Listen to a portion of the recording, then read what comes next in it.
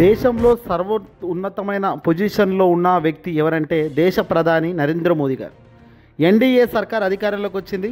అందులో ముచ్చటగా మూడోసారి దేశ ప్రధానిగా ప్రమాణ స్వీకారం చేసిన వ్యక్తి నరేంద్ర మోదీ గారు. అయితే కేంద్రంలో ఉన్న ఎన్డీఏ సర్కార్ ఆంధ్రప్రదేశ్లో మాత్రం కూటగా ఏర్పడిన సంగతి మనకు తెలిసిందే. చంద్రబాబు, పవన్ కళ్యాణ్ బీజేపీకి సంబంధించి, అలాగే జనసేన అధినేత పవర్ స్టార్ పవన్ కళ్యాణ్ కూడా వీళ్ళతో జతగట్టి ముగ్గురు ఒకటై అధికారంలోకి రాగలిగారు.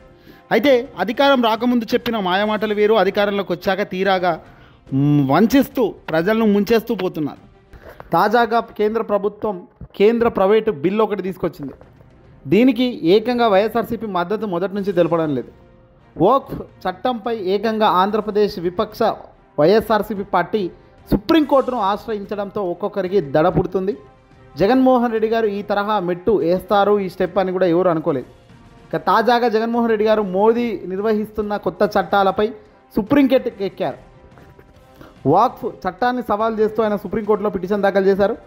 ఇందులో వక్ఫ్ చట్టంలో ముస్లింలకు చాలా తీవ్రమైన అభ్యంతరకరమైన పలు క్లాజులు ఉన్నాయని, వెంటనే వాటిని అన్నింటినీ రద్దు చేసేలా కేంద్రాన్ని ఆదేశించాలని వైసీపీ తన పిటిషన్లో స్పష్టంగా కోరినట్టు తెలుస్తుంది. సర్వసాధారణంగా మోదీకి అడ్డం పోవాలంటే అది ఒక పెద్ద యుద్ధమే. మరి అలాంటి యుద్ధమైనా పర్వాలేదు, ప్రజల కోసం ఎంత దూరమైనా వెళ్తాను అని మాటలు చెప్పడమే కాదు, ఈరోజు అవకాశం వచ్చినప్పుడు చేతల్లో చూపిస్తున్న ఏకైక నాయకుడు వైఎస్ జగన్మోహన్ రెడ్డి గారు. ఎన్నికలకు ముందు ఆయన అదే చెప్పారు, ఎన్నికలు ముగిసినాక అదే స్టాండ్లో తాను నిలబడుతున్నాను. వెరాజ్ తెలుగుదేశం పార్టీ పవన్ కళ్యాణ్ మరి ఎందుకు నిలబడడం లేదు చెప్పిన దానిపై అంటే, మేము కేవలం చెప్పింది నోటికి చెప్తాం కానీ వాస్తవం చెయ్యం మేము అన్నట్టుగా క్లియర్గా తెలుస్తుంది. ముస్లిం సోదరులు, ముస్లిం సమాజం యొక్క ఆందోళనను పరిష్కరించడంలో వైఎస్ఆర్సీపీ పార్టీ ముందు వరుసలో ఉంటుంది అంటూ మొదటి నుంచి చెప్తూ వస్తుంది.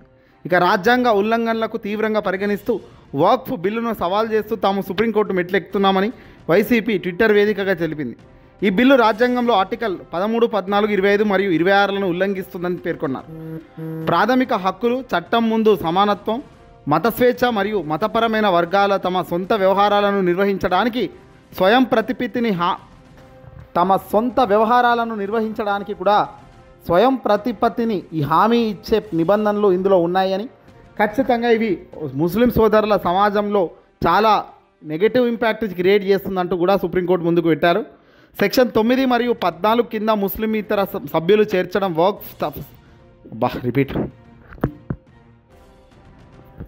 సెక్షన్ 9 మరియు సెక్షన్ 14 కింద ముస్లిమేతర సభ్యులను చేర్చడం వక్ఫ్ సంస్థల అంతర్గత పనితీరులో జోక్యం పరిగణించాలని వైసీపీ కోరింది. ఈ నిబంధన బోర్డుల మతపరమైన లక్ష్యాన్ని, పరిపాలనా స్వతంత్రాన్ని దెబ్బతీస్తుందన్నారు. ఇంతకు మించి వివరాలు బయటపెట్టలేదు. ఇప్పటికే సుప్రీంకోర్టులో వక్ఫ్ చట్టాన్ని వ్యతిరేకంగా కాంగ్రెస్ పార్టీ, ఎంఐఎం, ఆఫ్ ఎంపీలతో పాటు తమిళనాడులో విజయ్, అలాగే పలు ముస్లిం సంస్థలు పిటిషన్ దాఖలు చేశారు. తాజాగా జగన్మోహన్ రెడ్డి గారు లేఖ రాశారు మోదీ గారికి ఇటీవల.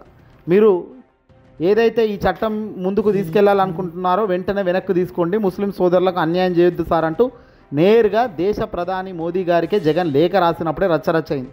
జగన్ ధైర్యం ఏంటయా, ఏకంగా ప్రధానికే లేఖ రాస్తున్నాడు అని. ఇప్పుడు ఏకంగా జగన్మోహన్ రెడ్డి గారు కేంద్రం మీదకే యుద్ధాన్ని ప్రకటిస్తూ వైసీపీ అటాక్ చేస్తుంది. సుప్రీంకోర్టు వేదికగా సంచలనంగా ముందుకెళ్తుంది. వైసీపీ పిటిషన్ కూడా వీటితో కలిపి సుప్రీంకోర్టులో విచారించే అవకాశాలు స్పష్టంగా ఉన్నాయి. న్యాయం జరగాలి, అల్టిమేట్గా న్యాయం అనేది ఖచ్చితంగా జరిగితేనే బాగుంటుంది. ఇంకా ముస్లిం సోదరుల ప్రేమను జగన్ కైవసం చేసుకున్నారు. అధికారంలోకి రాకముందు జగన్మోహన్ రెడ్డి వాళ్ళకి ఏదైతే హామీ ఇచ్చాడో, ఈరోజు అధికారం లేకపోయినప్పటికీ హామీకి తగ్గట్టుగానే ఆయన నిలబడ్డాడు. కానీ ముస్లిం సోదరులకు అన్యాయం జరిగే కార్యక్రమాల్లో కానీ ఎక్కడ నా మద్దతు ఉండదు అని మరోసారి నిరూపించుకున్నట్టయింది. ఇక మరోవైపు వైసీపీ ఇప్పటికే పార్లమెంటు ఉభయ సభల్లోనూ వక్ఫ్ చట్ట సవరణ బిల్లును వ్యతిరేకిస్తూ ఓటు కూడా వేసింది. రాజ్యసభలో ఎంపీలకు విప్ జారీ చేయలేదని జరిగిన ప్రచారాన్ని ఖండిస్తూ విప్ను కూడా బయటపెట్టింది. అయితే ముస్లింల కోసం పోరాడే క్రమంలో ఇతర వర్గాలకు దూరం కాకుండా వైసీపీ చాలా జాగ్రత్తగా తీసుకుంటుంది. అనూహ్య పరిణామాల నేపథ్యంలో సుప్రీంకోర్టులో వక్ఫ్ చట్టాన్ని సవాల్ చేసింది. మరి సుప్రీంకోర్టులో వాద ఉపవాదనల తర్వాత ఎలాంటి తీర్పు బయటకు వస్తుందనేది చూడాలి. ఎంత దూరమైనా పోతాము ఒక మంచి కోసం అంటే ఇది కాదా?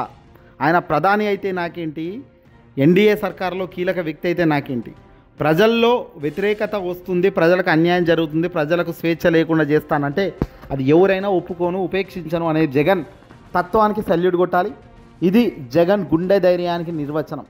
ఆనాడు సోనియా ఉన్నా లెక్క చేయలేదు. ఈరోజు ప్రధానిగా మోదీ 3 సార్లు గెలిచిన జగన్లో ఆ భయం కానీ ఆ వణుకు కానీ లేదు. నేరుగా తాను ఏం చెప్పాలనుకున్నాడో అది చెప్పేసే ప్రయత్నంలో ఇటీవల లేఖ రాశాడు. ఇప్పుడు ఏకంగా సుప్రీంకోర్టు మెట్లెక్కేదానికే సిద్ధపడ్డాడు, ఎక్కుతున్నాడు. దీని మీద ఎంత దూరమైన పోతాం, సవాళ్ళు వాదోపవాదనల తర్వాత తుది ఫైనల్ రిజల్ట్ ఏమొస్తుందన్నది చూడాల్సిన అవసరం ఉంది.